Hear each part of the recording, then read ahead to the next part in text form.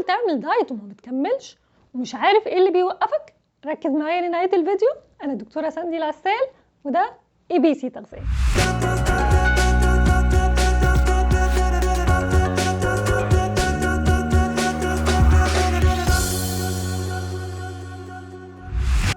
هذا الفيديو برعاية إليت للترجمة، وكالة ترجمة معتمدة بالمملكة. السر في فشل أنظمة الدايت سببين. أول سبب إنك بتكون متحمس في البداية وبتضغط على نفسك وممكن تاكل أقل من اللي مكتوب لك في النظام الغذائي، فبعد مدة مش طويلة هتحس إن أنت استهلكت طاقتك من الضغط اللي أنت عملته على نفسك ومن إحساس الحرمان، وأول مرة هيكون فيها مودك وحش هتاكل كل اللي قدامك وهترجع لنقطة الصفر تاني، وهيكون ما عندكش طاقة إنك تكمل الدايت من جديد.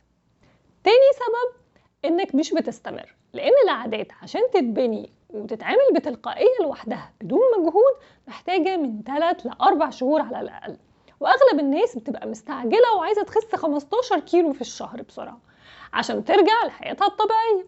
فحتى لو خسيت الوزن اللي انت عايز تخسه بس بسرعة في وقت قليل، مش هتكون لحقت اتعودت على النظام الصحي وهترجع غصب عنك لنفس النظام اللي تسبب في وزنك من البداية. فالحل انك تخس ببطء بتغييرات بسيطة بس تستمر. فايه المشكلة لما تخس ب6 شهور مثلا بتغييرات بسيطة مش هتحس بيها؟ فما تحسش بضغط ولا استعجال انك تخلص من النظام القاسي، ولما تستمر على التغييرات الصحية البسيطة دي لشهور هتصبح عادة وهتكمل عليها، فمش هترجع تزيد في الوزن تاني.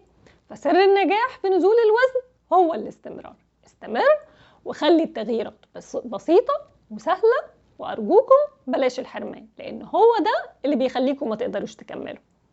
لو استفدتم من الفيديو بليز لايك وشير، ولو عندكم أي أسئلة اكتبوا لي في التعليقات.